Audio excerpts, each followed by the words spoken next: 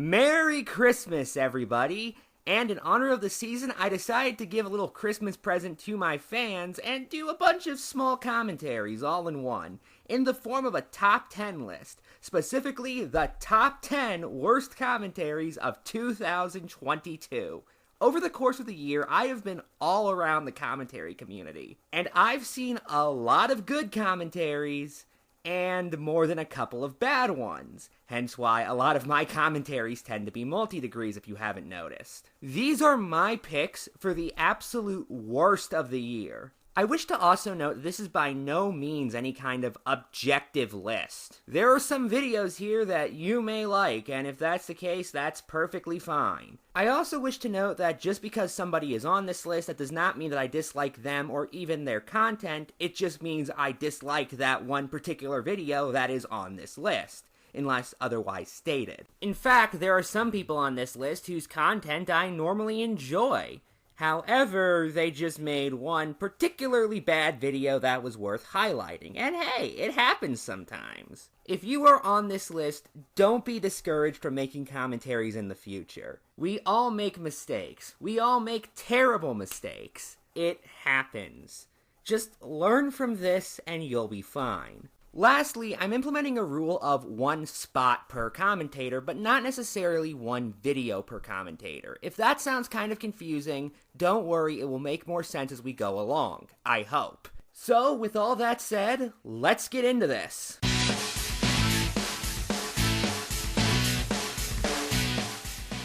I first found Neat through Doodle Tones' video on Sylveon, which I believe is how a lot of people first found him. And I just want to say, he creeps me the fuck out. I think it's a combination of his slow voice put together with just how he edits. It just feels wrong to watch. I genuinely get uncomfortable looking at it sometimes. However, that might just be my brain being wired weirdly, so in order to justify putting a video of his on the list, it has to be really bad. And luckily for me, his commentary on Doodle is... The following is a response to Doodle Tones, in the form of a reaction commentary. The following will contain strong language, so viewers' discretion advised. Now without further ado, let's go ahead and begin, shall we? This is a video I did a one-shot on when it came out, in response to a point where Neat thought that Doodle was part of the DeviantArt ranting community for some reason. Oh, really? You're from the DeviantArt ranting community, correct? Yeah, definitely. There wasn't any bad people to abuse their power in that community to gain ahead and then trash others. Yes, totally. And definitely, it wasn't like they started beef over something as minuscule, over something as stupid as Pokemon or another person's advice for creating OCs. Yes, definitely. It's not like that community has a constant record of picking fights over the dumbest little things, right? Oh, by the way, I was being sarcastic.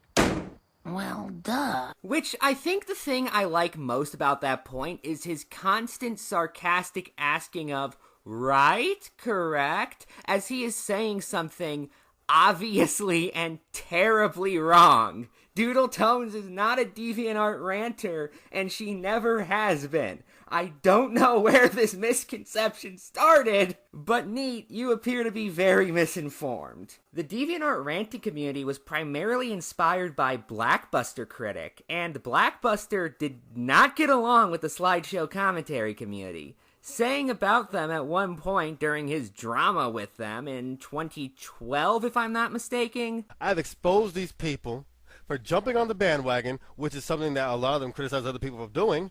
I have manipulated these people. I've exposed their ignorance, their hypocrisy, their inability to listen, their bias against me, their outright lies. Some of them have shut down accounts. They've pulled the trolling card. They've white-knighted. They've retracted statements. They've backpedaled. They've contradicted themselves. They've cowered in fear. And I've made them stay up past their bedtime. Here's a little bonus for the eagle-eyed viewers, by the way. If you actually look at the screen recording Neat uses, specifically the recommended videos, you can see one of them is Doodle Tones' video on Icy Hazard with Heaton Mitsuru, Bubbling Brooks, and Scarlet Otaku. I mention this because that video led to a drama that was covered by Just a Robot, where Just a Robot made fun of somebody who got the slideshow commentary community confused with the DeviantArt ranting community. What the hell happened? Everybody's throwing a fit because of some shit that Icy Hazard said with her boyfriend in a stream, and I'm just like, the fuck? Oh no, I get it now. You're one of those people who think the Neo commentary community and the DeviantArt ranting community are the same group. Now, maybe some of the people from the ranting community were complaining about her video, but Icy Hazard was specifically talking about the commentary community. But there's so much more over the course of this 2.5 hours. By minute 16, Neat has convinced himself that Doodle thinks she's the queen of commentaries or something because her group channel is called the Cloud Palace. And also, condescending? Don't you have like a side channel called the Cloud Palace? Yeah, your highness, your holy majesty, your grace. Oh, great and all-knowing queen. How's that Psych 101 class going? It's only day 3, but I understand how the whole world works now. By the way, Doodletones has said she actually calls it the Cloud Palace because she just wants a place with a name she thinks would make people comfortable to be in. How did you come up with the name, the Cloud Palace? I'm gonna be honest, Chief, I don't know. Whenever I start up a chat, like, typically, like a Discord chat or a Skype chat, heaven forbid, it always comes down to, like, some sort of comfy kind of name scheme, I guess. Because I had, like, the Flower Garden, I now have the Village of Flowers, I have the Cloud Palace, I had several instances of the name the Pillow Fort, and I also had, like, a chat called the Log Cabin, I think, at one point. So, I don't know. I always try to go for, like, a comfortable naming scheme when it comes to, like, chats and stuff that I make. So the Cloud Palace was just kind of, I guess, a result of that.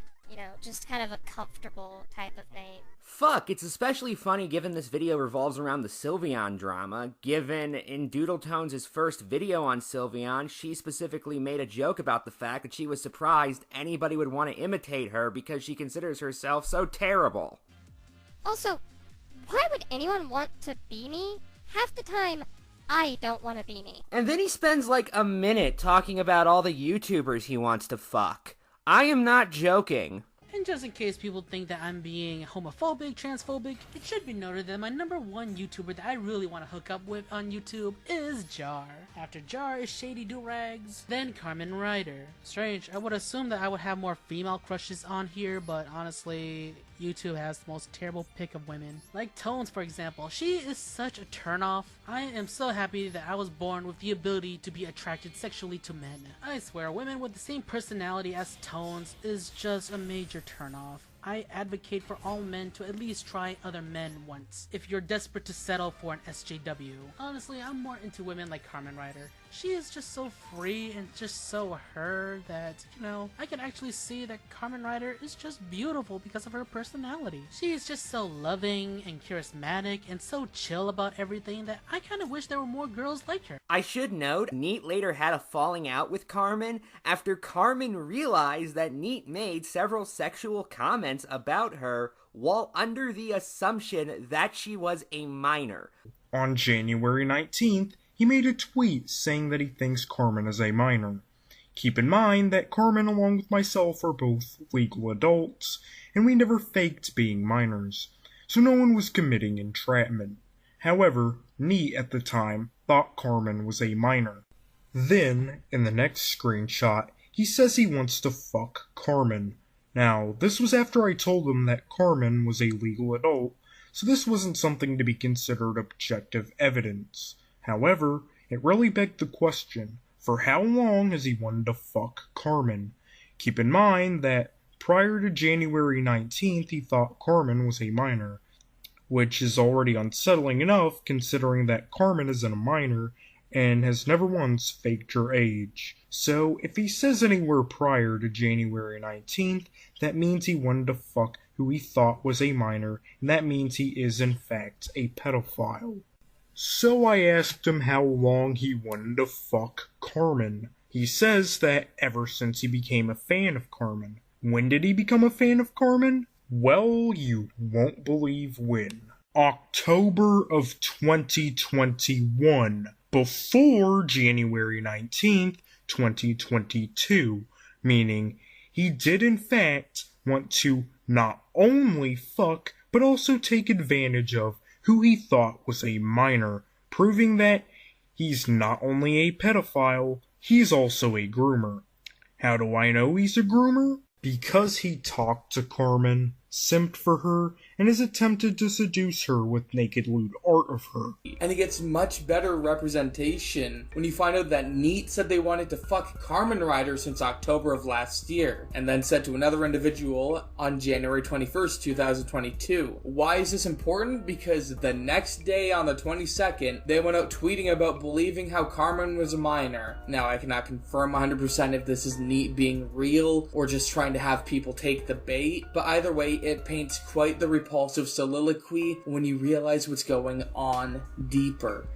In fact, you indirectly were trying to show me porn before the date you stated you thought I was a minor. Basically, he made a video on me where the thumbnail was cropped porn, to which, whatever, I didn't think much of it, considering I thought he knew I was an adult. To which you stated that the full picture was on your profile, to which it was. So while you didn't send it to me, you were directing me, a person you thought was a minor, to look at porn. Actually, do you guys want to know something really fucked up? One of the videos I sampled from in that montage was Call Me Nil's video. In it, Nil points out that Neat has a fetish for clones, as in the concept, not as in the person. Now, if that did not make you hurl chunks, the next part might. Apparently, Neat has a clone fetish. That knowledge does certainly add a level of creepiness into statements like this. They came in as a bystander thinking Sylvia's impersonating antics were cute.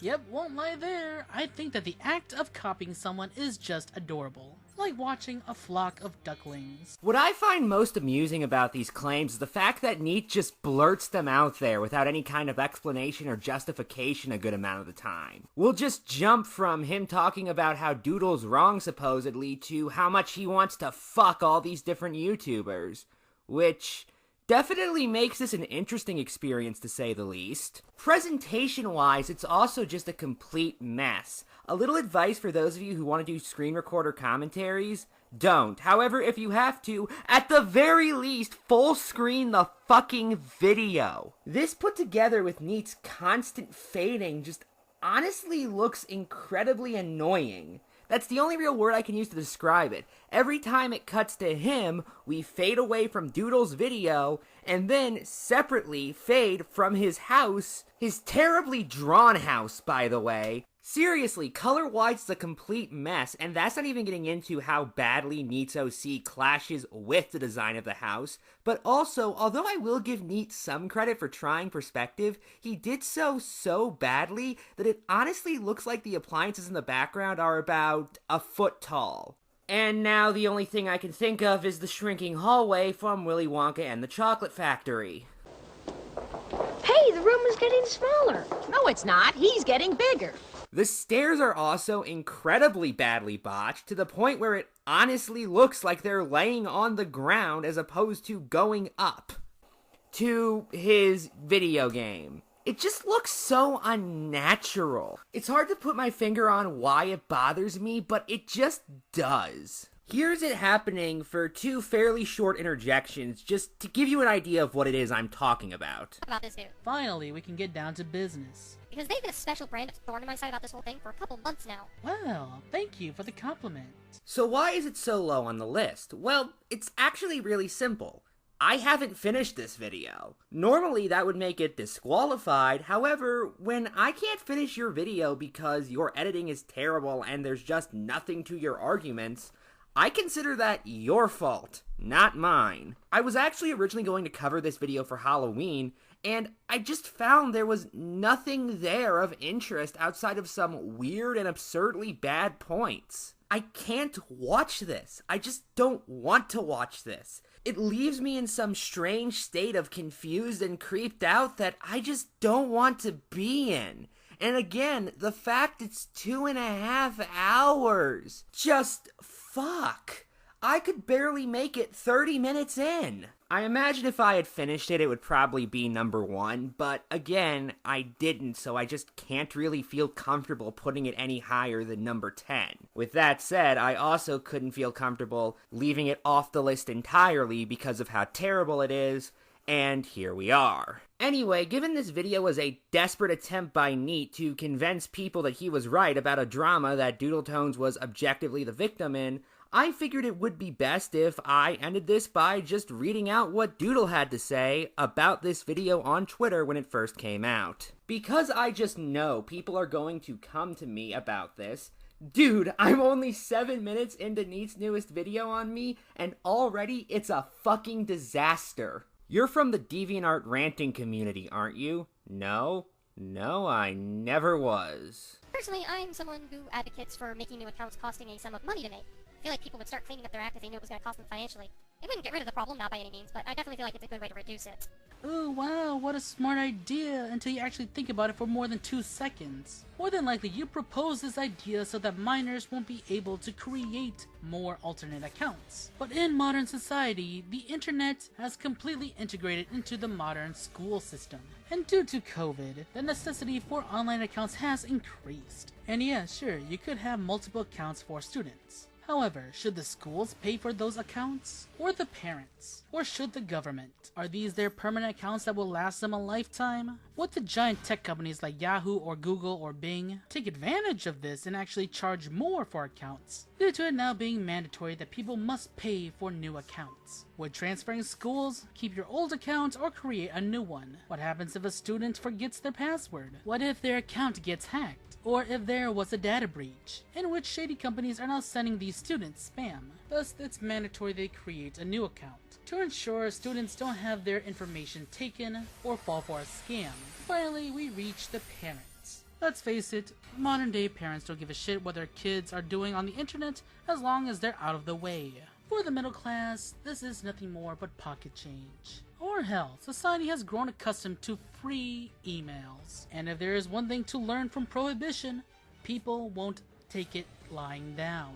I wouldn't be surprised if there were boycotts, riots, or companies receiving death threats because of their outwardly greedy looking decision to of course add transactions to create new emails. His whole tirade about my paying for account suggestion misses the point entirely, plus is just generally really funny because the account thing isn't a main point, and I think Neat may have missed that part. Also, regarding that tangent, Neat does know there are websites, some of which have been incredibly popular and influential, which required membership fees, right? One that comes to mind is Something Awful, which since 2001 has charged $9.95 if you want to create an account on their forum. And by the way, most agree this membership fee actually does help discussion on the website. Because, to quote TV Tropes' page on Something Awful, in spite of the cost of entrance, there are over 100,000 registered goons, and who knows how many lurkers and band users. In part, this is because of the cost of admission. No one wants to spend their $10 just to get banned for trolling the next day. When you add in zealous moderators, you get one of the more controlled message boards out there. Something Awful, for those who didn't know, is where the genre of Let's Plays started. All of his attempts thus far to call me out on hypocrisy are rich when you realize that Sylveon was actively doing potentially harmful activities with my brand, even without directly contacting me. But Neat calls Sylveon a troll anyway. A small troll, known as Clone. So I know he doesn't care. The rewarding of bad behavior doesn't stop there, mainly because it's hard to make laws for an international space like the internet is, much less enforce them. I don't know if I've mentioned this before, but doxing, while it can be seen as breaking a lot of different cyberstalking laws, and often does, the act of getting someone's information is actually totally legal, and there are plenty of websites that allow for such an action to be done. Did you just justify the act of doxing? Did you just justify the act of doxing? No, I said it was legal. Well, I said the act of obtaining that information is legal. Using it to dox people falls under cyberstalking laws, something his clip shows me saying, so Neat continues to only hear what he wants to. Okay, Tones, if you truly agree that doxing is okay, then if someone doxes you, karma is a bitch, isn't it? If you get doxxed, it'll be karma biting you. Anyone want to tell him? YouTube became a seriously unsafe place to stream for a lot of us at the start of 2020, especially if you were a commentator, because Sherman was on patrol. If he found himself on a commentator stream, that stream would therein be raided with people's dox information, spammed relentlessly in their chat, be it their own dox information or alternatively someone else's dox information. The latter happened more often with me, but I know mine was thrown around in a lot of other places. He shortly sets up to call me a doxer because I used a tweet Sylveon posted publicly to inform Need of him being 15 at the time. He's done this once, so I know Neat doesn't know what doxing is. On that note, it's impossible to actually report a cyberstalker unless you have their information too. So if it's a one-sided stalking fiasco where the stalker is using a VPN, then puff titties, you're unfortunately just gonna have to deal with it. So you're salty that you can't find someone's information online. Okay, got you. So you're salty you can't find someone's information then? Yeah, because I would have loved to report my cyberstalker, and that shit is basically fucking impossible now.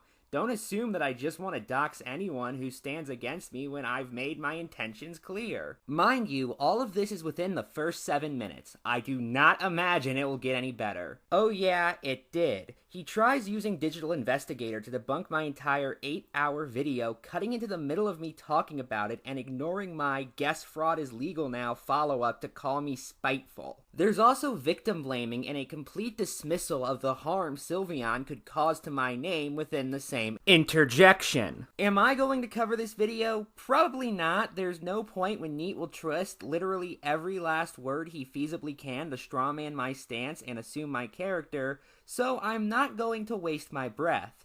At most, I might mention it in my worst of the year. For those wondering, I didn't edit my voice because when I looked up how to sound like doodle tones, the only video I could find on the topic was from Neat, and so fuck that shit.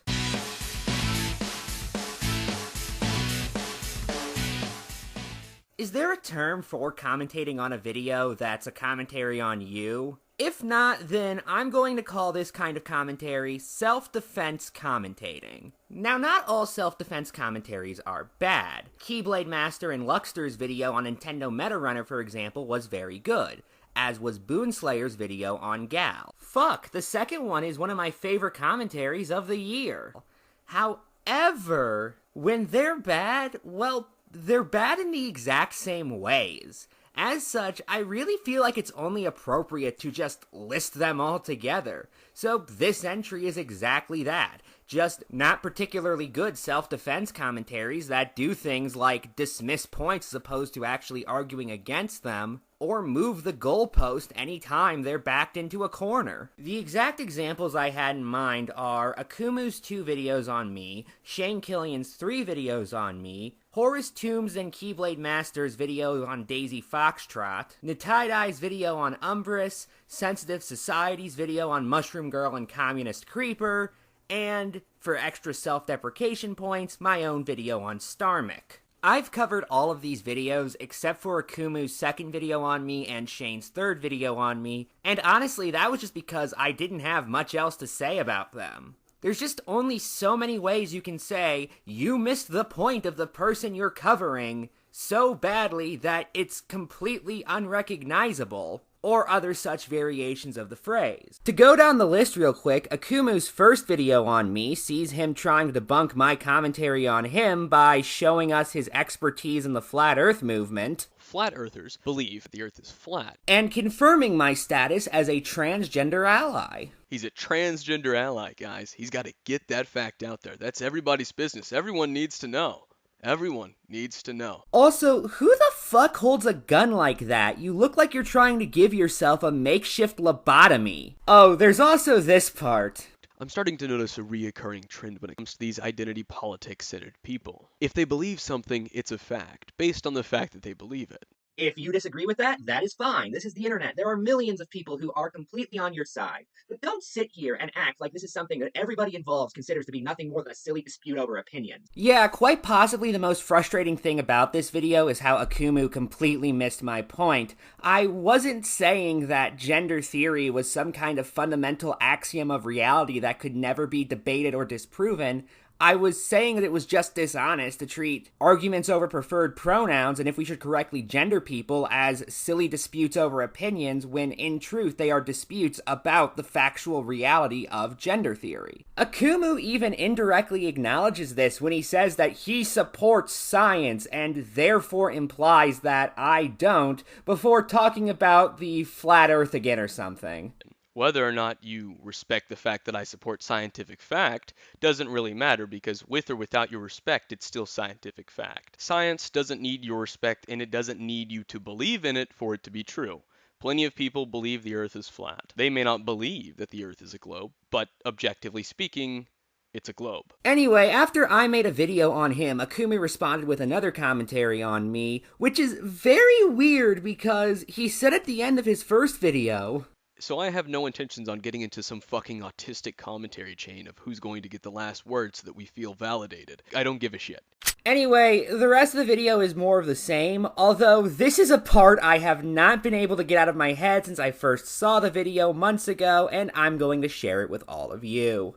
Now, the SEC and this group of people seem to think two things. That I'm simply doing this to get a reaction out of them, and that if they don't give me a reaction, that if they just ignore me, I'm going to stop. And that isn't remotely true. I have existed from the morning of the world, and I shall exist until the last star falls from the heavens. Although I have taken the form of Caius Caligula, I am all men as I am no man, and so I am a god. Shane Killian's first video on me is primarily notable because of its defense of cutting out large strings of context by warning us that if he didn't do that, his videos might be kind of long. If I kept it all in, Brandolini's principle being what it is, these videos would end up being hours long. Which, and I cannot stress this enough, is not an excuse for cutting out context of your opponent's argument. And this is after he called me accusing him of cutting out context in ad hominem attack. No, I don't know how, and no, he does not explain it. I have never once taken anyone out of context, and anyone can go back to the original video and see that. This is just desperate and pathetic ad hominem attacks. Although even if he did, I guess that wouldn't matter because Beat had the original video. I don't even know what you think you're trying to pull here. Beat got to explain his reasoning. He got to have that nice long video fully accessible by everyone. The second video just starts calling me a fascist. Wow. Thanks for showing your true colors, fascist. Here's why you're nothing but fascist scum. It shouldn't even be used in one circumstance, you fascist psycho! And a racist. No, it doesn't, you racist liar! Oh, shut your lying mouth, you racist scum! And that's when he's not going on these incredibly long rants about how I apparently support the right of the government to do whatever the fuck it wants regarding corporations. Do you see, people? Do you see the raging psychopath you can turn into when you convince yourself that something about forming a corporation means you're no longer considered to have the rights that should be recognized to all people? Government can shut down your business, take your house and everything you own, and it's A-OK with people like Effie here. After all, you should have learned your place, citizen. You're supposed to kowtow to your government and the corporate masters they like. How dare you try and start one of your own, you plebe? You make me sick! Meanwhile, Shane Killian, in his never-ending quest to empower the common man, does not believe that said common man should directly decide who the president is. The problem we have is that the Electoral College isn't really allowed to do its work. It's supposed to be a deliberative body whose sole job is to choose the president. Now, they're a bunch of automatons who vote the way they're told, and people panic at the idea of faithless electors. Again, want to fix the Electoral College? Make it deliberative again, and make it proportionally representative. His third video on me gave us this great line. The problem isn't the text on your screen, it's the stupidity in your brain! Oh, there's also this part, which I just have to say is incredibly funny. Horace and Key's video on Daisy, well, let me just sum it up like this. This is the video that said that Daisy is nitpicking by complaining that Key does not show his evidence for long enough. Daisy, you are nitpicking. Should it really matter how long the screenshots stay on screen? What matters is that Key is providing evidence to strengthen his case, while getting into lengthy, needlessly pedantic arguments about the differences between the words lack and lacking. But the thing is, Daisy, Copycat said that there's a lack of story in New Horizons. Then Key said that there is a story, albeit a very simple one. Finally, you come in saying that the story is lacking.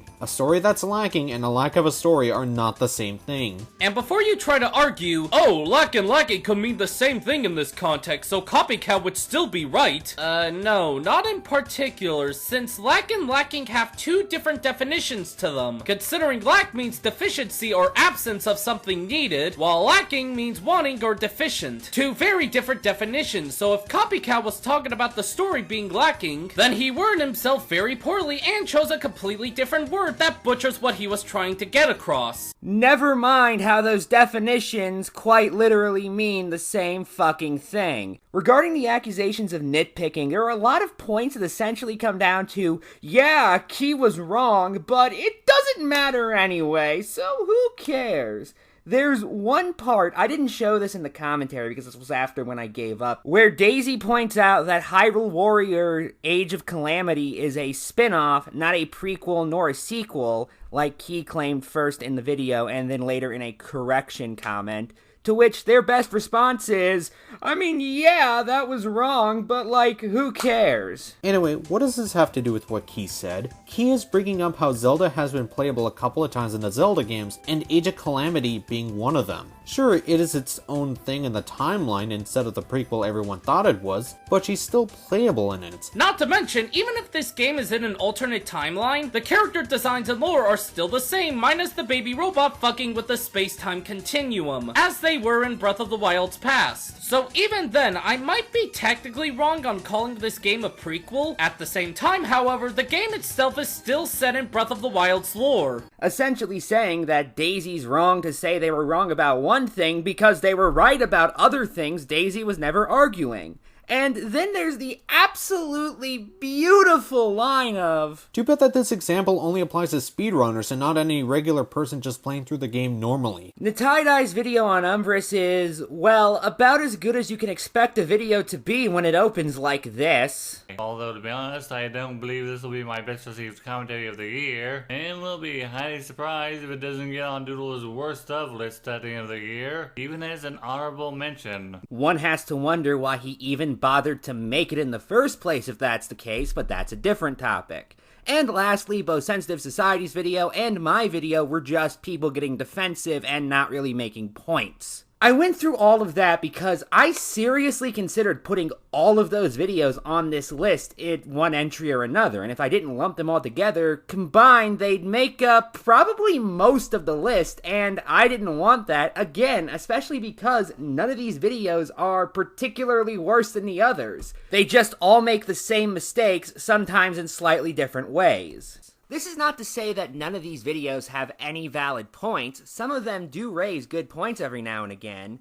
It's just all of them have this inherent knee-jerk defensiveness to them that does nothing but cause the person to act irrational. They all just blur together after a while into one giant blob of nothingness. And you know what? That blob of nothingness deserves its own spot.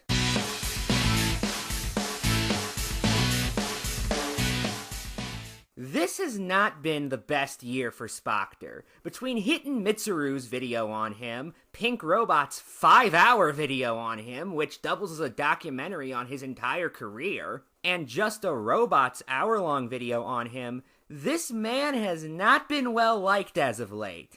And to be fair, there are a lot of reasons as to why. Personally, I only watched Spoctor's content for the first time this year, and I think it's hit and miss.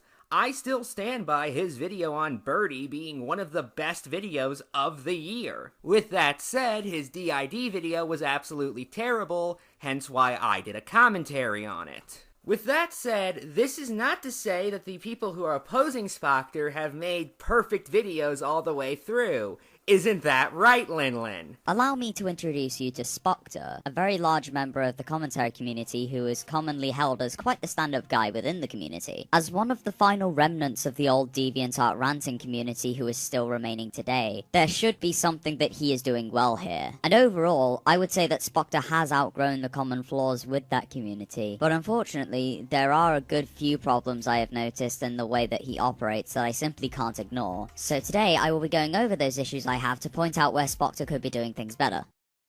Doodletone spent an hour and a half breaking down everything that she could find which was wrong with both of Lynn's videos on Spoctor. Spoctor himself also responded to it, and I one-shotted it. And, oh god, there was a lot of material for everyone to work with. Between Lynn completely misrepresenting what Spoctor says via taking things out of context, such as right here, where she responds to Spoctor mentioning that it would not be illegal for Kai Weiss to file an incorrect DMCA on the condition that they were doing so, under the assumption they were not incorrect in filing it, as if Spoctor believes that Kai did file it in full faith. But maybe it would be fair to assume Kai thought that Akumu was including his entire video and that was a violation of his copyright. In that case, Kai would have been filing a DMCA under faith, which means ultimately it's not illegal. DMCA takedowns are a civil dispute, and they're never usually criminal. DMCA takedowns are a battle of ownership, similar to a divorce, and if Kai is in full belief that Akumu was in violation of his copyright rights, then he can legally take action, even if he might be wrong. It's not illegal to file a DMCA under full faith, just like it wouldn't be illegal for Akumu to dispute the DMCA and get the video back up, which is something he could have done. And if Akumu did do that, by that point Kai would have had to sue him outside of YouTube in order to have it taken back down again and provide those documents to YouTube.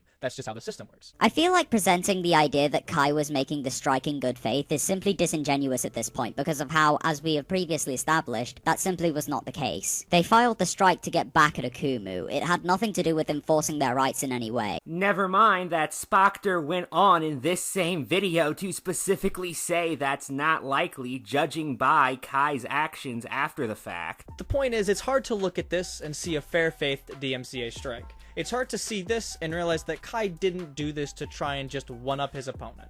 And it's taking an argument to extreme levels that are way too far. I should also note that Spoctor provides evidence that Kai was not acting in full faith when he filed his DMCA against Akumu, something Lynn did not do, which actually means Spoctor's video was better at arguing that position than Lynn's was. Now that's a fuck up if I've ever seen one. In general, I really just get the impression Lynn didn't quite get Spoctor's point when it came to the Kai Weiss Akumu drama. Look at this clip for example, where Lynn responds to Spoctor saying that Kai had the right to DMCA Akumu's video, but doesn't say that Akumu's video infringed on Kai's copyright, which is a different statement. It's not as big of a deal as they're making it out to be. And especially from a creator perspective, I feel like you were in the right to DMCA Akumu. And just in the same regard as I feel like Tent would have had the right to DMCA you. Peaches would have had the right to DMCA you. Anyone could have DMCA'd you. That's that's just how it works. The question is just the morality.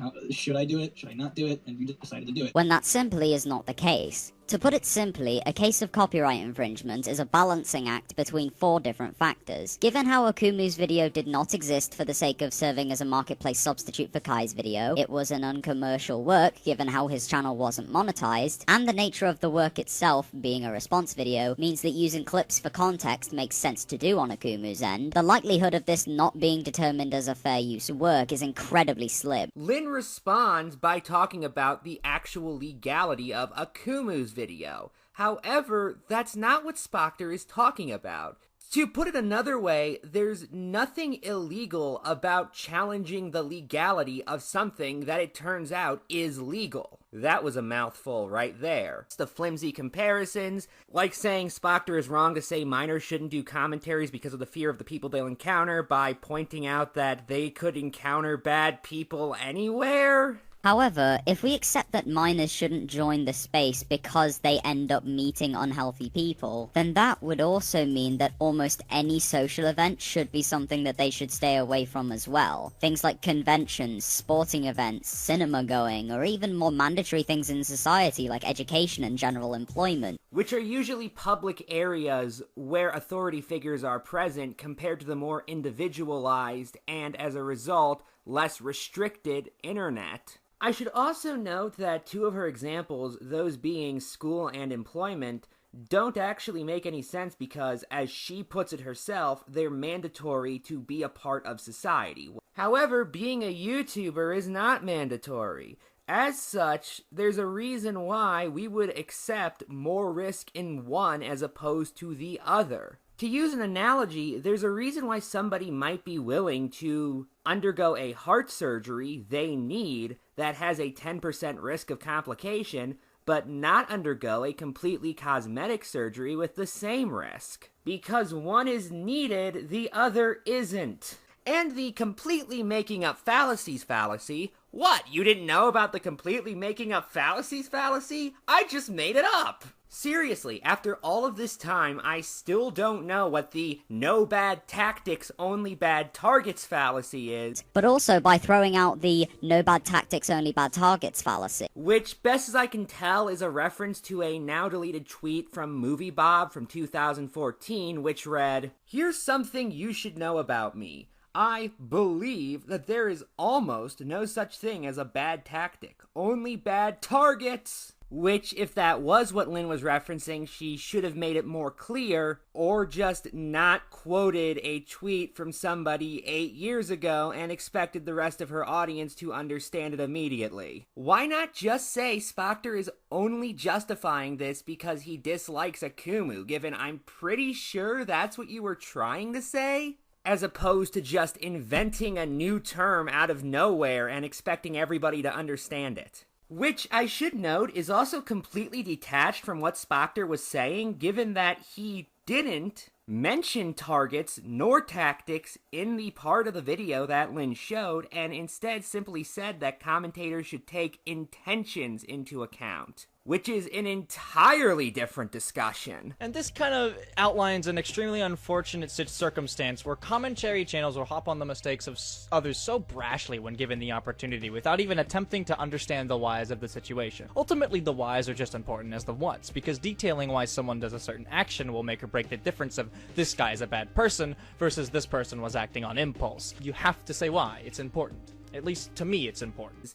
Nor do I know what the Spoctor is never wrong fallacy is. When if you set aside the Spoctor is never wrong fallacy for just a second, you would see that he was actively lying to you. Never mind the fact that she's essentially saying Spoctor will never admit he's wrong in a video where he admits he was wrong about both the DID video. Like my DID video. That was my nail in the coffin. I really should have censored those names. I honestly should not have even touched the topic. I got too ambitious. And I know the video helped a lot of people, and a lot of people did say I should keep it up, but I can't stomach the idea that I've genuinely hurt somebody, and I'm greatly regretful of that. And the junkie situation, which a large amount of the video is dedicated to him explaining that he was wrong in. I just really want to get along with people, and I try a little too hard sometimes, and it's really hard to get love from peers in a community where everybody's at each other's throats. It's part of why I fucked up so hard with my junkie commentary, which is another big point of discussion in these videos. Junkie's a liar, he screwed over Common, he screwed over Hittin', and he screwed them over pretty fucking hard, and I just looked the other way. And I publicly said that, basically. He then goes on to apologize to Heaton for how he treated her during the junkie situation. I know they don't want my apology, but my apology is here, and I'm sorry. And that's ignoring the fact that Spoctor also says that he could at the very least see where Lynn is coming from with a lot of her criticisms. Something somebody who believes that he's never wrong probably wouldn't say. Before going on to say that the reason he made the mistakes he did, specifically in the Kai video, was because of how conflict averse he can be. However, in regards to a majority of the other sections, I kind of see where you're coming from. You know, in the content. Like with my Kai videos, I was just trying to provide this overall synopsis for other people to decide like which side they'd want to be on. I try to clearly paint down both one side and the other side, but I have this tendency of being like an overall pushover with the people I talk to and get along with, and oftentimes I will get along with a lot of these creators that I communicate with. I'm not one to turn my back on people at the drop of a dime, because I absolutely hated when it happened to me years ago. So I end up just defending people and echoing their perspective. It's a debate. People share their opinions and their sides. Anyway, the point is, I have never heard of either of these fallacies. and I read Rational Wiki. Fuck, I have a poster of logical fallacies on my wall. Neither of them are mentioned. And the term bad faith is one that gets thrown around a lot on the internet, but honestly, I can't think of a better word to describe Lynn's video. Every claim Spoctor makes has to be twisted in some way to make sure Spoctor is as wrong as possible, or just in some way the bad guy. I already showed you one of the many clips of Lynn getting onto Spoctor for going too soft on Kai Weiss originally. Well, when Spoctor admits that, Lynn responds by accusing him of ego stroking. And all of this is made even worse in a video that Spoctor made later where they only make light mentions of Kai, but he did make this point. Then we have Kai West, scum of the fucking earth. I wish I went harder on the guy in my previous video, but I'm a little too nice for that. How much ego stroking can you do? Yes, Spoctor was stroking his ego by admitting he was wrong. No, I don't know how it makes any sense, and I'm not even going to attempt to figure it out. Now, Lynn has deleted both of her Spoctor videos and apologized for them, and if she has truly learned from her mistakes, I very much hope that this will be nothing more than an unfortunate black mark on what could be a very good career in commentating.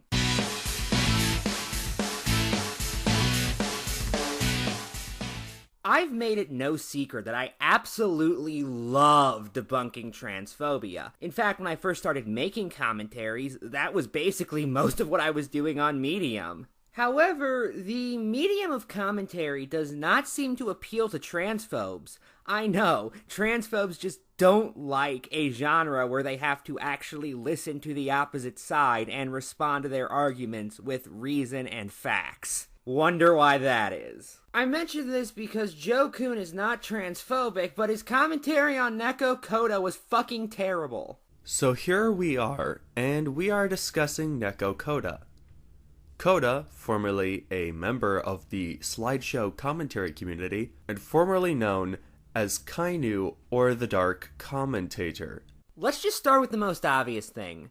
Joe Kuhn talks way too fucking slow. This, along with the fact that he commonly repeats the same point multiple times, makes the video drag. It takes over 4 minutes for Joe Kuhn to really get into his first argument against Koda, which is about a minor wording mistake on Koda's part, by the way, and when he finally does, he spends nearly a minute not even so much picking at it, but just taking 3 times as long as it should take him to make the point he's making. Just watch, you'll see what I mean. When we compare myself to a cisgender woman, if we look purely socially and not biologically, we fulfill the same purpose. We both use the same labels and have the same pronoun.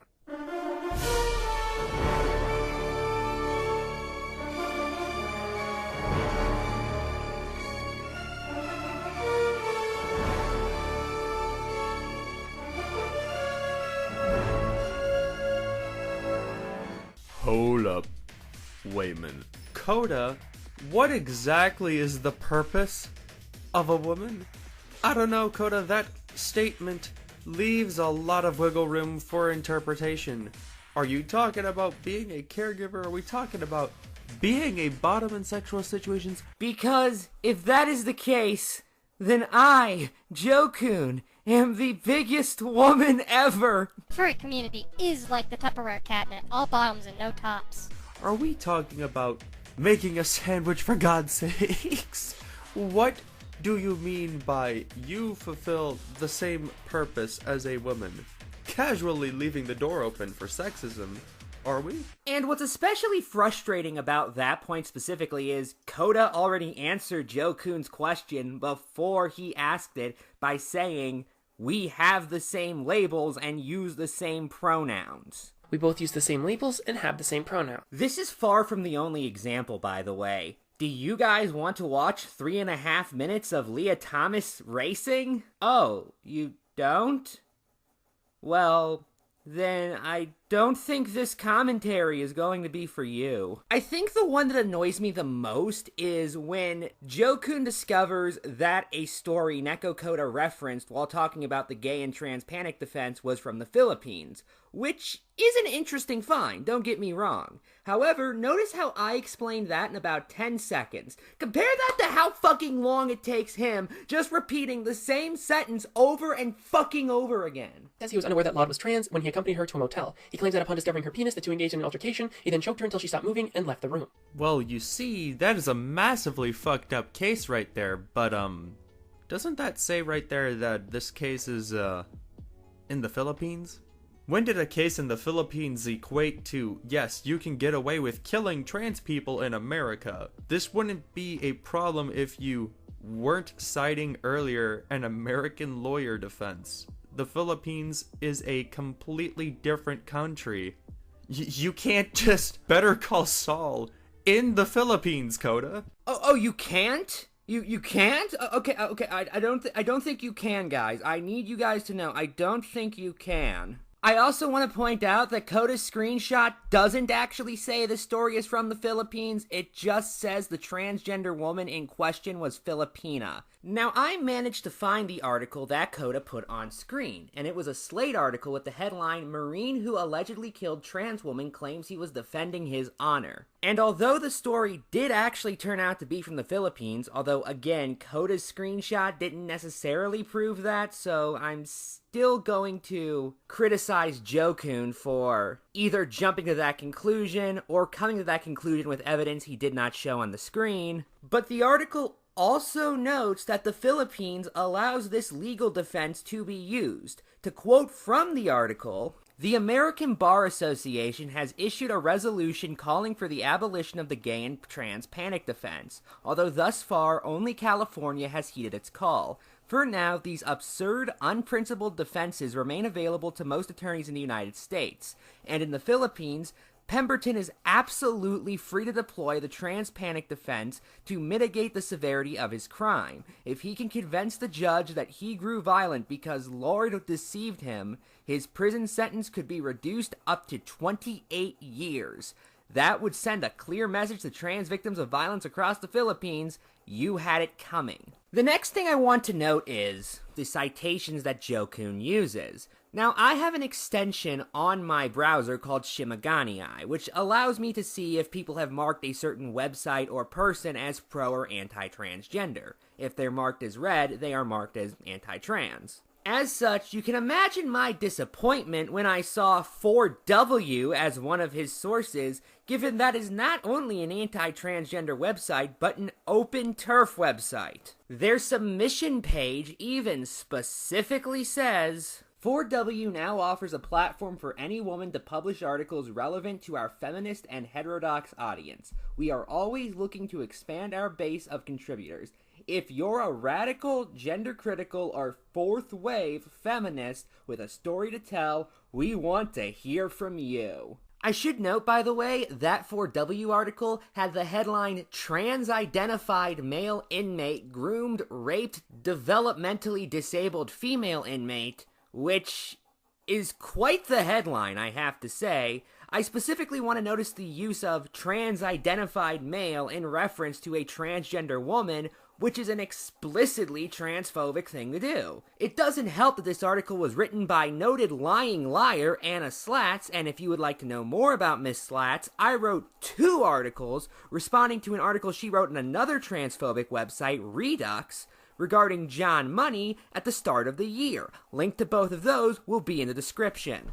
I should also note this 4W article doesn't even accurately report on the story that it's using to smear transgender people. Take this paragraph as an example. But while this interaction was initially reported as consensual, details revealed in November demonstrate the woman Love engaged with was in fact developmentally disabled and had been groomed by Love into believing they were soulmates. The woman was also a survivor of sexual assault. The first one is an article from the explicitly right-wing National Review that has the headline, "Male inmate sexually assaulted female after transfer to Washington Women's Prison, former guard says." which actually says the reason why Love's actions are considered rape is not because she groomed the other person, but because consensual sex cannot take place in prison. According to an incident summary obtained by National Review, Romina Love tried to convince Trent that they were soulmates. It was presumed that they had sexual intercourse, Fleming says, as the disabled inmate frequently mentioned to the other occupants that she often performed fellatio on him. Given that all sexual relations are considered non-consensual by default within the prison system, Trent was technically raped, according to the Women's Liberation Front. Fleming tells National Review that his observation of their relationship was, quote,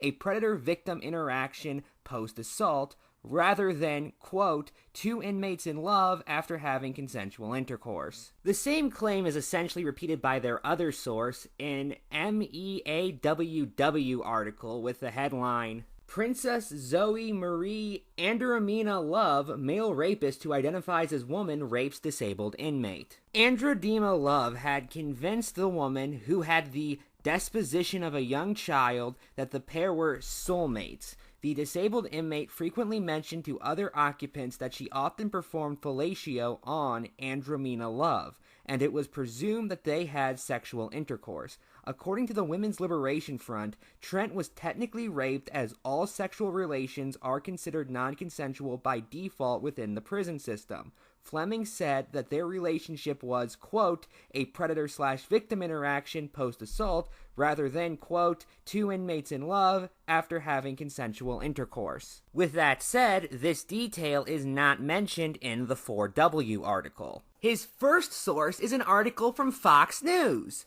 I don't feel like I should have to explain what the issue is with that. Another source of his is the organization Standing for Freedom.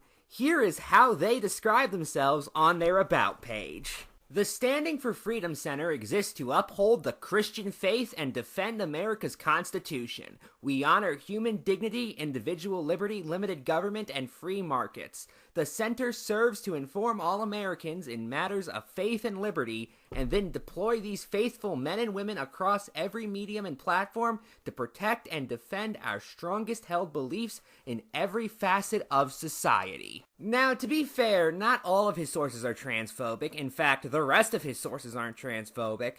But do you guys see one of my main issues with this video? Joe Kuhn just in general doesn't really seem to understand what he's talking about. For bringing up the Loudoun County story, despite the fact that that story had quite literally nothing to do with transgender people, despite massive media hysteria trying to link the two things.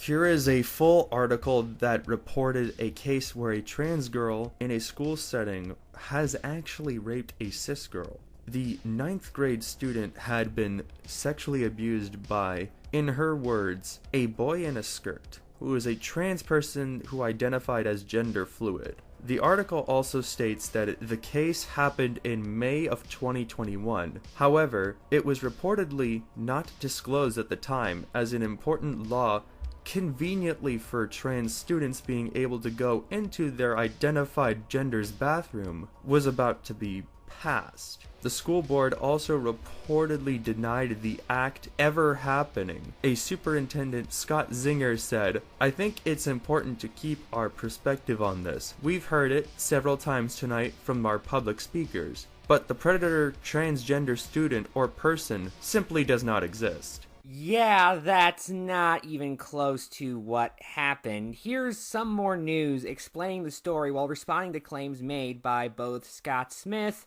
and the Daily Wire. Problem is, Smith left out several important details. For starters, that his daughter was the victim of relationship violence rather than a random attack. But also, the student who assaulted her wasn't a trans girl. He's a cis boy with whom she'd had an ongoing sexual relationship. And that's like a pretty important detail, right?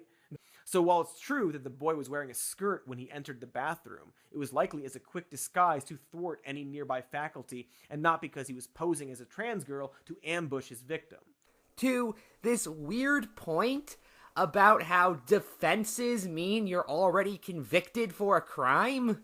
Here is the core issue. The trans/gay panic defense is merely a defense.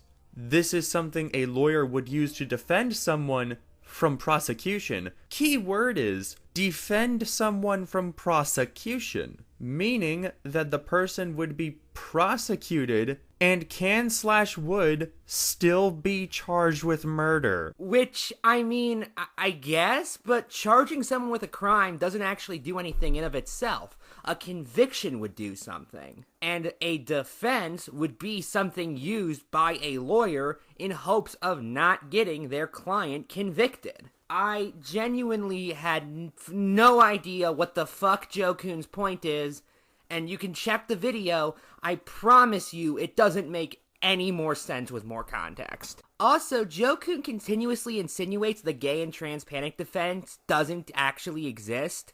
Remember that article from Slate that Coda referenced earlier?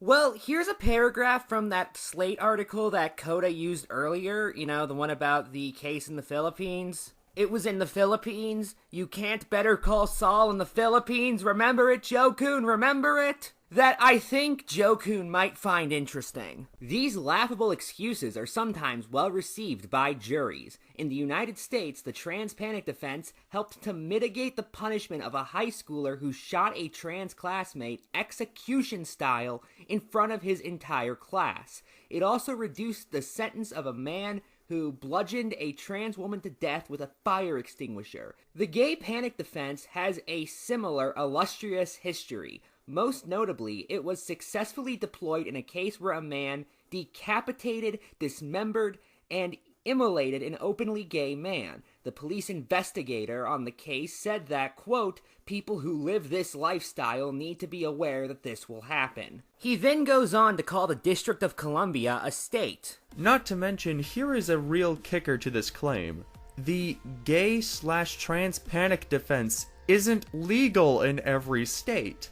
The following states are where it is illegal to use the gay panic defense: California, Colorado, Connecticut, District of Columbia. Which may be a nitpick, but is, you guys gotta admit, pretty damn funny. Again, I just want to make it very clear, I do not think Joe Coon is transphobic. In fact, I consider myself Joe Coon's friend, and I know he's not transphobic. However, I also do not believe he did his homework before diving into the topics he talks about in this video.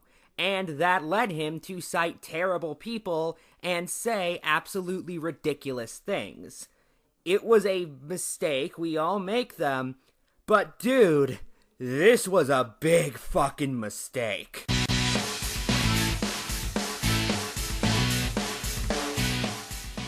I would begin with a joke like, I'm not gonna put any more effort into this entry than the person who I chose put into their video, but by putting any effort in, I'm already doing that, so fuck. Today's video is actually highly anticipated, believe it or not. I've had tons of requests.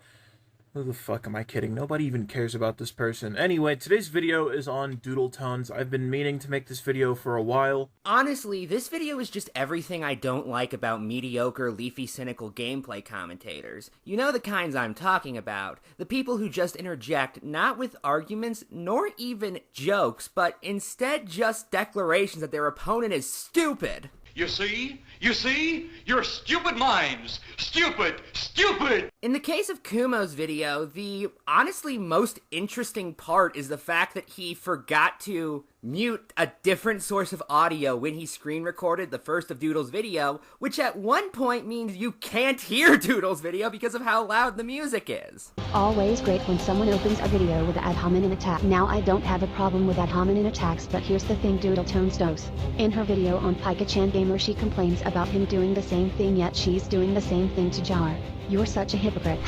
And now it is time for No Self-Awareness Theater with the Ephrommentator. Why are your videos so painfully drawn out? This creator here uses extensive portions of their video to address the most minuscule things, and you know, when you have multiple things you'd like to talk about, it kind of just adds up. There's a difference between being good at talking and being good at talking too much. Most of the time when Doodles is talking in their own videos, it takes them way too long to get to one point. And people who have this habit tend to make the excuse up for themselves that they just have a lot to talk about, well, I have a lot to talk about too, but you don't see me stretching my videos out to that extent. If you need some pointers, you can just look at my channel. Even when my videos reach around 20 minutes, it's because points that I need to make. And it doesn't take me that long to make a point. But if you go on Doodletones' channel, a majority of their videos are long-form content. Not only are your videos made with really poor quality and they're hard to sit through, a majority of your videos are really fucking long. Oh, he also brings up the whole diaper meme, to the point where this is literally the first thing we see when the video begins. You can tell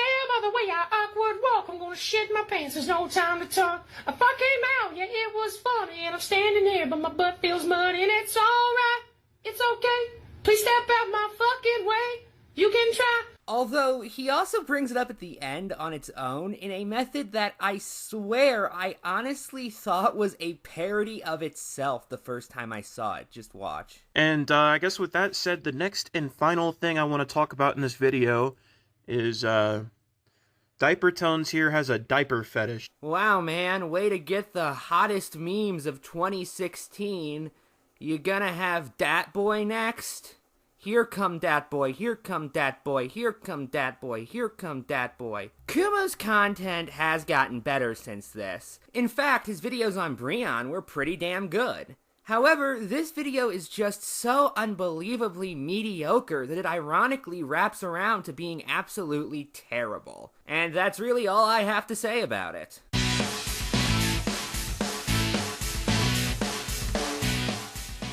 At this point, it should have been obvious that everybody's least favorite cat with Youngblood's disease was going to be on the list. But the only question is, which video was I going to pick? I know most people hated her Doodletones commentary, but it's not the one that I took the biggest issue with. That would be one of her videos on Kamen Rider. Arguments surrounding lolicon and pedophilia usually get people very emotionally riled up, obviously for good reason. However, you still need to make good points against the concepts of lolicon and pedophilia, and you can't just call it gross and move on. In this video, Carmen responds to a video made by a YouTuber named Leah McEnvoy talking about lolicon and the effects it has on online communities. I want to make something very clear. Pedophiles and child molesters are different. Pedophile is defined as someone who is simply attracted to kids, and child molester is someone who actually molests kids. I'm laying this out because I don't think Carmen is a child molester. I don't have proof that she has or has attempted to groom or diddle a kid. However, I do think she is a pedophile. Given Coda can't even spell pedophilia correctly, it shouldn't surprise you she doesn't have the best understanding of the topic as a whole. I covered this video already, so I'll make it brief here, but long story short, Neko Coda has such a bare bones and immature understanding of pedophilia that it honestly could be considered in of itself a childlike feature. Speaking of which, yes, this is the video that brought upon the world the childlike features line. I think she has an attraction to childlike features, which, to this day, is the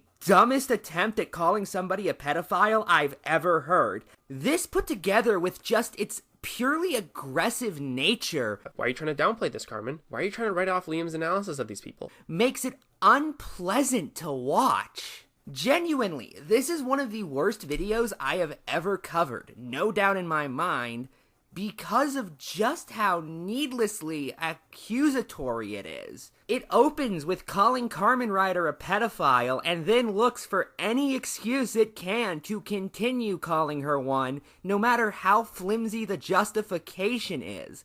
This is inexcusable. Honestly, I think it's especially bad because Carmen is not a well-liked figure in the community, and as such that means less people would be willing to come to her defense against false accusations like this. Say what you want about Coda's video on Doodletones, and I have said things about that video, but those claims were being mocked as soon as Coda announced she planned on making them. Those never took off. These claims not only very well could have, but I know for a fact in some cases did. Carmen even told me that she had people apologizing to her after seeing my video on Coda for believing these claims. It's just, fuck you, Coda. There's no other words I feel like I should use to describe you. Fuck you. Fuck you. Fuck you. Fuck you. Fuck you. Fuck you. Fuck you forever. Fuck yourselves. Go fuck yourselves. You fucks. Hello everyone. I'm Linkara from the popular web series Atop the Fourth Wall, but I'm here today to talk to you about a serious problem still affecting comic book characters, and that is Youngblood's disease. Youngblood's disease affects characters from all walks of life, men, women, transgendered, or other term. Youngblood's disease doesn't care who you are. It will destroy your eyes and make you look really, really stupid. If you suspect that you or a friend or loved one suffers from this horrible illness, consult a physician or a trained penciler or inker right away, and we can help stop this horrible disease before it strikes again.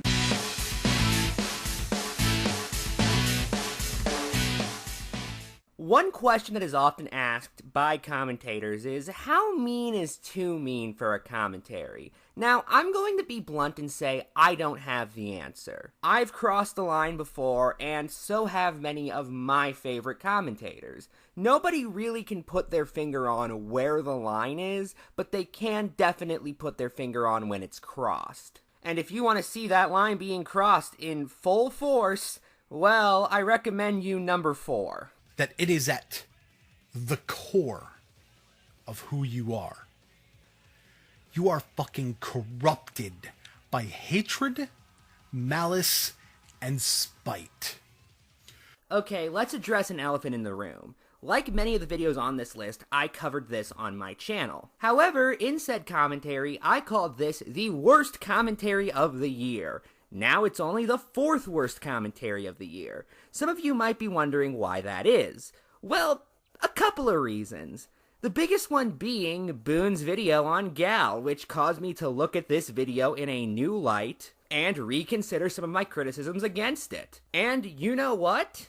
The video was better than I originally thought. That's not saying very much, but hey, it's something. The biggest issue with this video, besides some incredibly baffling points, is just the sheer amount of, well, the only word I can think of to really describe it is melodrama that Boone puts forward. If you think somebody is corrupted to their very core with anger, malice, and spite because they made mediocre videos on Among Us and lashed out at criticism, you are being melodramatic. I'm sorry, that's the only word I can think of to describe how that comes off to me. Let me tell you guys something. I own a book called The Science of Evil on Empathy and the Origins of Cruelty by Simon Baron-Cohen. It is a book I purchased at the Holocaust Museum while I was in DC in 2016. The people in this book could be described as corrupted to their very core by hatred, malice, and spite because they did evil things as a result. Sladester hadn't done anything evil, he had just done some things that were idiotic. Again, I think it's the fact that these final thoughts were so harsh, put together with all of the mistakes Boone made up until this point. One of which, as I pointed out, was confusing opinions with facts and assuming that opinions could be proven in some way. And as if it's engaging, that's subjective and something the analytics could show you to be true or false. Even though that's what caused him to launch into this massive tirade against Sladester. If you're gonna start crapping me, if you're gonna shove bad taste down my throat, Pokemon is overrated. Fact, not an opinion, but a fact. A scientifically proven fact that can never, ever be debated or argued. That's proof right there. That it is at the core of who you are. You are fucking corrupted by hatred, malice, and spite. Speaking of that, this is a little hypocrisy I didn't note in the commentary, but early on, Boone tells Sladester that he shouldn't be complaining about Among Us memes because by acknowledging that they annoy him, that's only going to cause people to do it more. It's just pathetic. It drives me insane when I see people saying sus or imposter in the fucking YouTube comments or on Discord servers. Ah, see, this is tactical error number 1. Never publicly state you don't like something. It's just going to result in people doing it more. Which he says in the same video where he basically informs us that there's a phrase that if we say he is going to go haywire and inform us, that means we're corrupted by fear, which leads to hate, which leads to suffering or something. I think that's what he said. I'm not double checking. I'm sorry, I need to take another second to really emphasize this real quick. Don't say what you don't like, otherwise people will do it more. He says, while doing a medium of content that specifically requires you to say what you don't like about the thing you are talking about. That's what commentaries typically are. They are dissecting a bad video, giving the reasons why you don't like it. Although Given Boone also wondered why somebody would watch a stream of a video game that they don't like. Why the fuck are you watching a live stream of a game you don't like and expecting to enjoy it? I'm not going to go on a StarCraft 2, there went my strategy gamer credibility, but fuck it. I'm not going to go on a StarCraft 2 live stream and expect to be highly engaged all the way through, because I personally don't enjoy StarCraft 2 that much, and I especially don't enjoy watching it. So maybe caustic mediums just aren't something he understands. With that said, I do find it amusing he says this, despite also saying the reason people watch Among Us live streams is because of the personalities of those involved. Unlike StarCraft 2 live streams, apparently. It's not so much about the game as the personalities of the people playing the game. It's a just chatting stream with a gameplay structure, guy. And again, these mistakes are really what gets me here. It would be one thing if Boone gave this final thoughts in a video that didn't have any issues points-wise. However, this video has a lot of issues point-wise, so it not only comes off as needlessly mean, it also just comes off as idiotic. There's not a better word for it, it's just idiotic at that point. I don't think Boone's a bad person. I don't think Boone is a bad commentator. I want to make both of those very clear. With that said, I do sure as hell think this was a very bad commentary.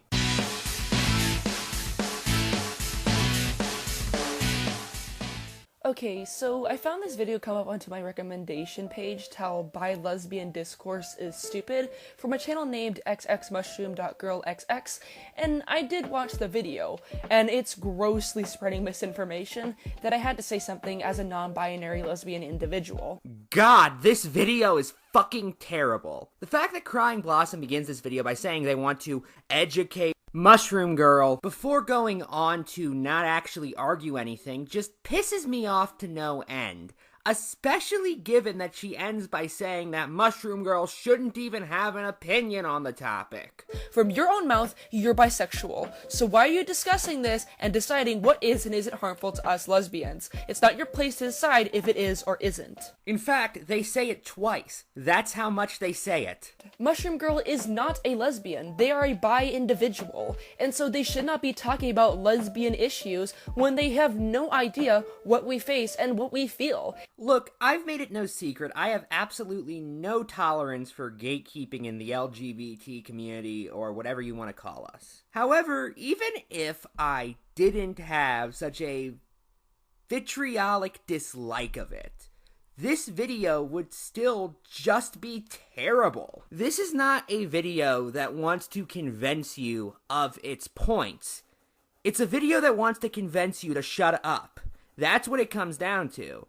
And that is something I cannot respect. I refuse to respect. I would view it as immoral if I did respect that. The inherent anti-intellectualism of such a position, put together with the dogma the video essentially demands you accept if you want to agree with it, again, is something I would view it as actively immoral to side with. I am not joking. I am not exaggerating. This is one of the commentaries I got the absolute angriest in, and I stand by that. The only thing that I imagine is surprising a lot of you is that somehow there were two commentaries that were worse.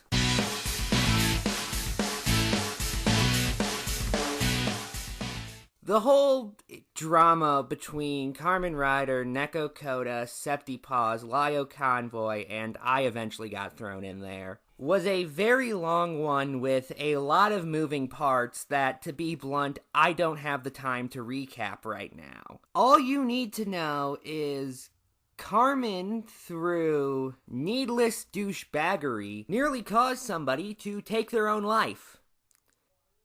And with all of that in mind, it shouldn't surprise you the 2-hour video where she attempts to defend herself is on this list. What's up, gamers?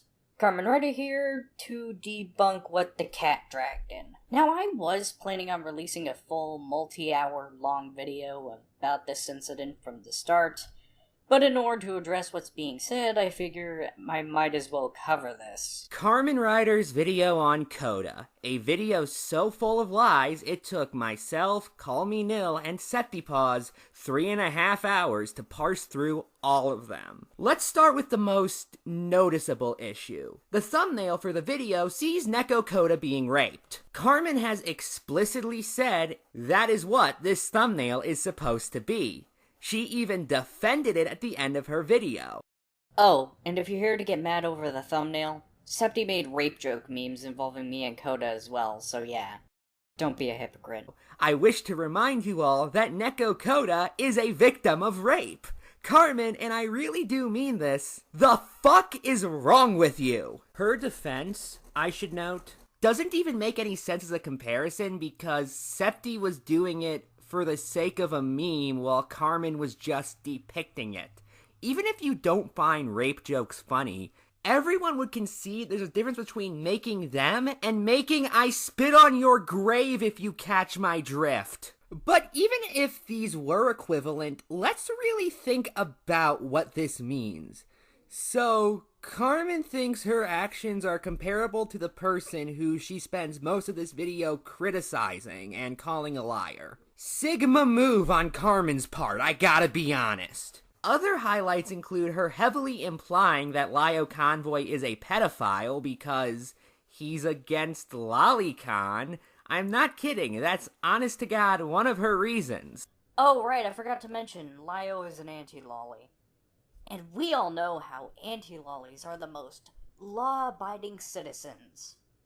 Right?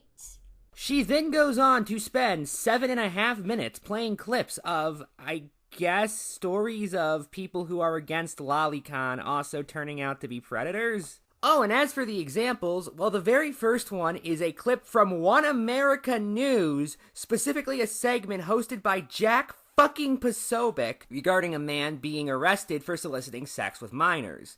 The segment also notes that he was a critic of both age of consent laws and child pornography laws. However, due to his public posts, many are asking how much he did to hide his child sex crimes. On his Twitter page, he described himself as pervy. In tweets, Dr. Pizza wrote, "I think that age-based rape laws are stupid."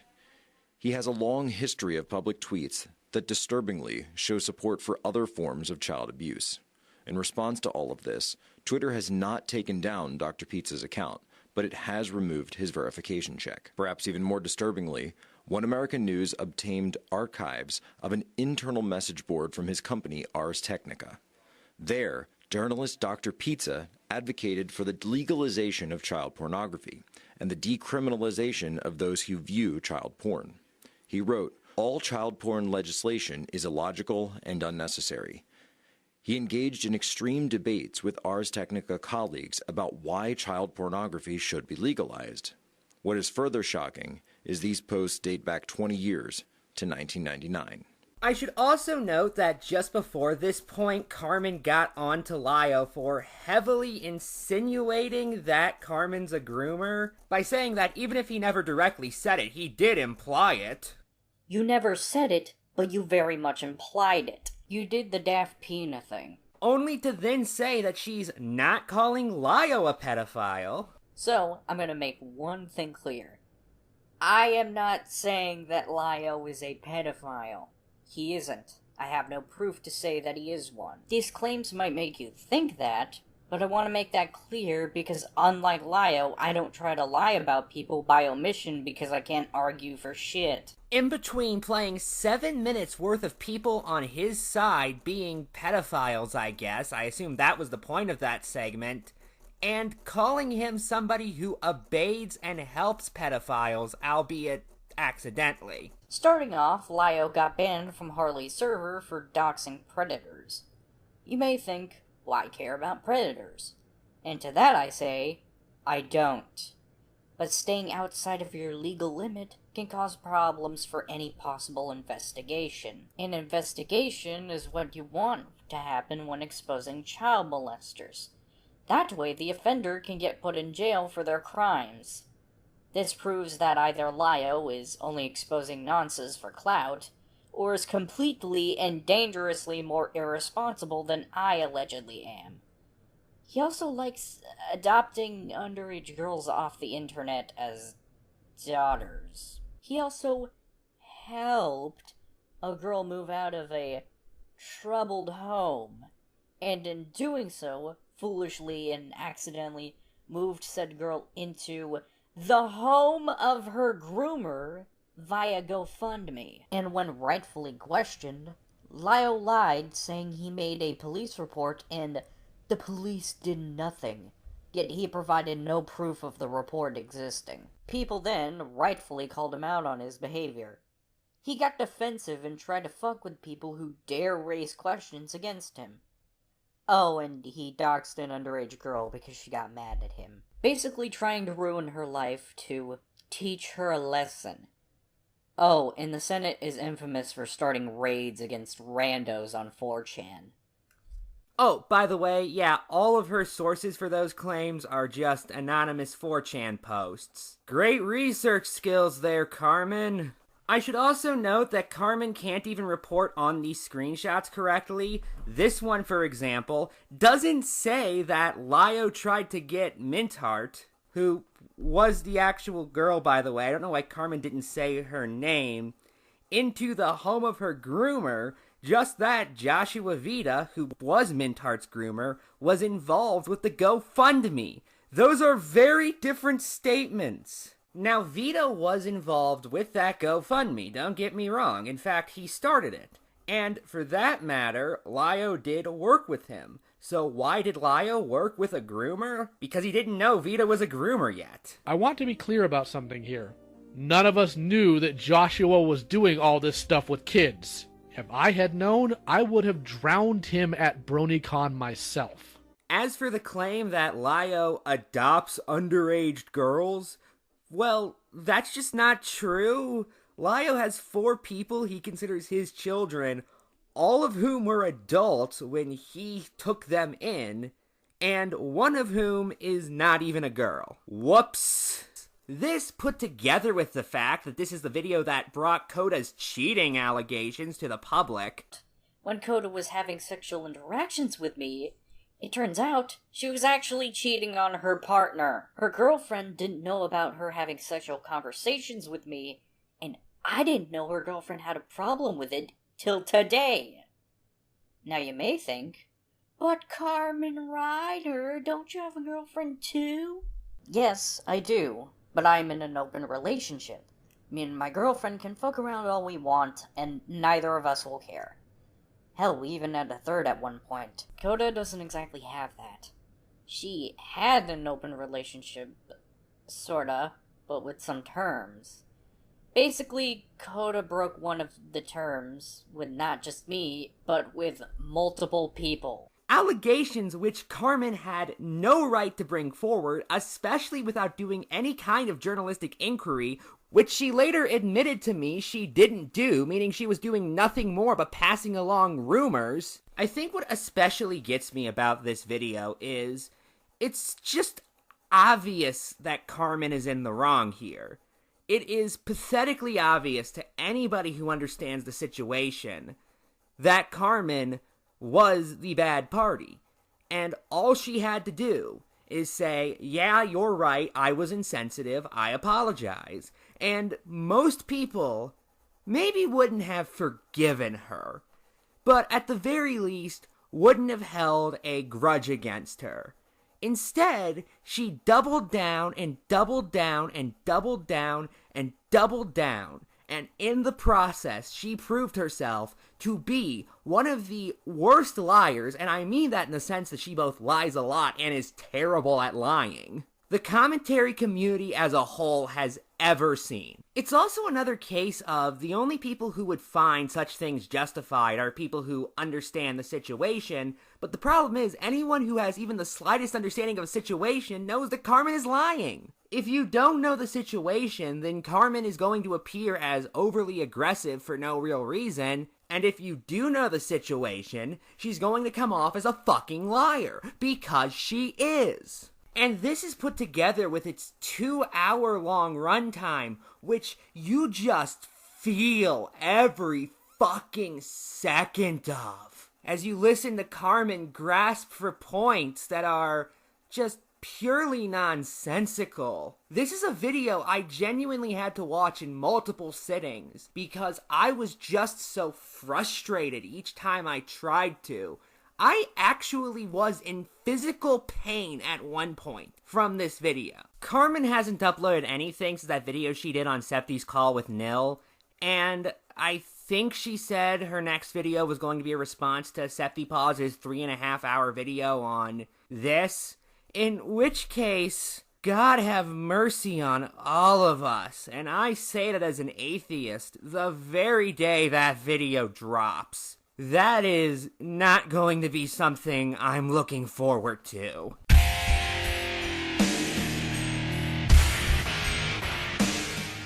I'm not going to lie and say that my choice for this video at number 1 isn't at least a little personal.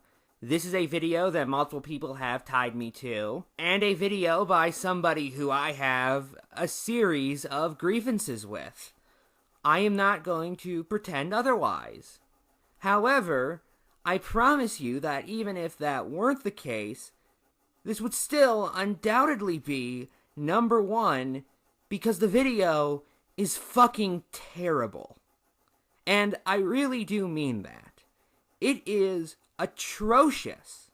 I assume most people who follow the SCC know what I'm talking about, but if not, here it is. So there's this video that an SCC YouTuber named Boonslater made a video on someone who I consider to be a lol cow named Sonic Shadow 98, or just a Sonic Shadow channel now. Again, even without getting into all the different issues I have with the person who made this video and the drama that happened afterwards, this video is terrible. It is so fucking repetitive. I swear, most of it is Gal repeating the same point. It comes down to Boonslayer is being too mean to Sladester, and even if you agree with that, it's not enough to substantiate an entire commentary, and comes off as incredibly hypocritical when you also call Sladester loony. Albeit some moments he does throw around insults I deem unnecessary for the situation, given I feel that Sonic Shadow is a little, let's just say, loony. And continuously say that he may or may not have low-functioning autism. I don't think an idiot that may or may not have low-functioning autism. I have 2 points I want to make regarding that. First off, I mean, I guess, but literally everybody may or may not have anything. And then the mom says something else that I just find entertaining. She says, I consider there to be 2 kinds of people in this world. People who love Jesus and people who don't. Which is technically true, but I mean, you can create a dichotomy of anything, and it's true. Yeah. Let's try a few. There's 2 kinds of people in this world. People who have played Batman in a movie, and people who haven't played Batman in a movie. There are 2 kinds of people in this world. People who believe Arnold Schwarzenegger would play a brilliant Othello, and those who do not. There are 2 kinds of people in this world. People who like coffee in the morning, and people who like to murder strippers in the morning. See, that's not really a dichotomy, though, because those things aren't exactly opposite. See? And second off, I find it incredibly annoying that in this video, where Gal is clearly trying to frame herself as the savior of this young, mentally disabled person, she keeps using a term that is completely outdated and has some unfortunate implications tied to it. I'm just gonna quote Donnie's comment on Boone's video on this. Ableism isn't on her list of the type of people that deserves insults either. This is in reference to a part of the video where Gal says that there are some kinds of people that would deserve the vitriol Boone is giving Sladester, and she makes a very specific list of them. Maybe I just have a different sort of honor code, but I feel whenever someone earns my disgust or insults, they have to be of the following. They either have to have destroyed people's lives over nothing or arduous things, or a prolific liar that knows what they're doing and refuses to stop, stalks people for years and refuses to stop stalking, a sex offender, or a pro-contact zoophile. And then there's Maud. And then there's Maud. And then there's Maud. And then there's Maud. Notably absent from that list are racists, sexists, homophobes, and, as Donnie mentioned, ableists. The term low-functioning and high-functioning autism is incredibly outdated and makes autism out to be only having two forms when autism is a very vast spectrum. People with what is labeled as low-functioning autism are often dismissed to have all of their struggles only be involving the stereotypes of autism, when those considered low-functioning also have reading/learning disabilities. And even then, that doesn't mean they can't comprehend the world around them, and it doesn't mean they can't understand nuance. They are often dismissed in the very way that Yo Pal Gal is in this context by saying he's just a loony or a lolcow, which, by the way, lolcow was popularized by Encyclopedia Dramatica and Kiwi Farms, and it began because they wanted to insult autistic people. Autism itself is much more complex than what she's making it out to be. People dismissed it as low functioning can be much more intelligent in ways that are underestimated. They are dehumanized as not being able to think for themselves because they're disabled. And people considered high functioning also have their struggles to be dismissed because only those with low functioning autism do that, as if there is an other type of boogeyman of autism. I learned that part from experience of living with the label as high-functioning autistic savant ever since I was diagnosed at 2 years old, and I'm far from alone in that experience. It is so wild she thinks she can do that while a large portion of the SCC is autistic themselves. It wasn't just Boone Cannon's history she would have had to research to even begin thinking of responding. If she did a smidgen of proper research on autism, she should have known better ways than to not insult and dehumanize those with it this way. Other highlights include Gal saying that Boone shouldn't say what he did towards Sladester because when somebody said something completely different to her, it made her feel suicidal. What? I'm gonna give a content warning for my personal experience.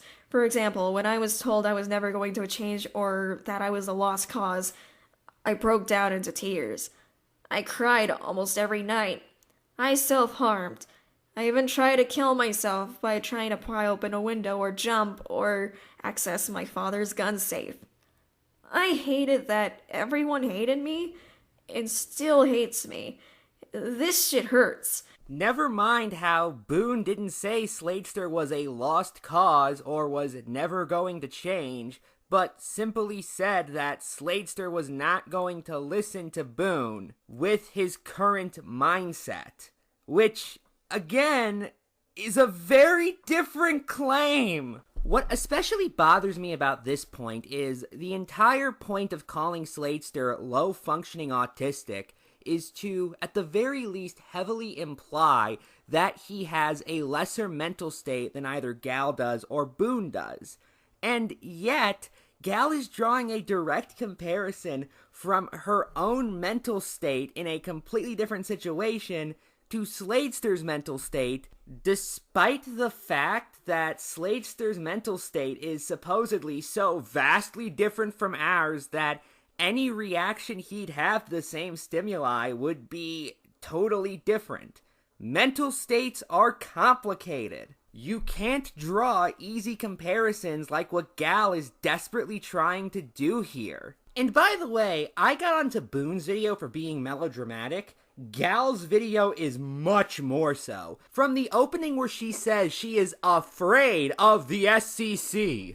So, I have this video unlisted for a reason. Mainly because I'm kinda scared of the SCC. To the aforementioned talk about her suicidal experiences, to just the delivery, which constantly sounds like she's on the verge of breaking down crying. And the fact that she makes such extreme claims as Boone Slayer, well, the made-up version of Boone Slayer she's arguing against, not to be confused with the actual Boone Slayer who made the video that she's commentating on, is using a tactic that is considered a form of mental abuse by her. Oh, but Boone Slayer's not a mental abuser, she just wants to make that clear. He's just using a tactic mental abusers use for mental abuse without being one. I'm not joking, that's basically what she says. You saying he won't listen to criticism is an implication of him not wanting to change, which is very destructive. I believe humbly that if someone states someone will never change without serious points of evidence, that is just a form of mental abuse. I'm not saying you're abusing him here, like, just for the record. I'm trying to make that perfectly clear. It's just, it's very hurtful. With that said, despite saying that Boone is using a tactic that mental abusers use, and said something similar to the things that nearly drove her to suicide, she also wants to make it very clear she's not insulting Boone Slayer. Don't get that idea, guys. I may come across as a hypocrite, but I'm not here to insult you. You haven't done anything to warrant that from me. Which, let me just say, you guys can take any way you want. And that's all I have to say about this video and any other video on this list. I wish to end with this. I am not the same person I was at the beginning of the year. Nobody is the same person as they were at the beginning of the year. As humans, we have the power to change with new information, with new experiences, and to learn and grow and evolve as time continues. Not all of us will. Some of us will force ourselves not to, usually in vain. But it is certainly something that most humans will do. And in my opinion, it is an absolutely beautiful thing. I am not going to act like I have been perfect in my time making commentaries. However, I am going to promise you that no matter what, I have always told what I believe to be the truth while pursuing it to the best of my ability. I have not always been right in what I thought the truth was. However, I have never deceived or lied to anybody. That is the bare minimum somebody can do in my opinion. However, as video after video and experience after experience has proven to me, even that bare basic thing appears to be a little too difficult for certain people. Just as I have come out of 2022 better than I entered it, I very much hope that I am going to come out of 2023 better than when I entered. Same thing with 2024, 2025, and every year I remain alive. In my opinion, if we are not continuously changing, growing, and developing as we continue on living our lives, there's not even a point to continuing to live. The only constant is change, and the most all of us can hope for is that said change will be for the better. Good night, and good luck.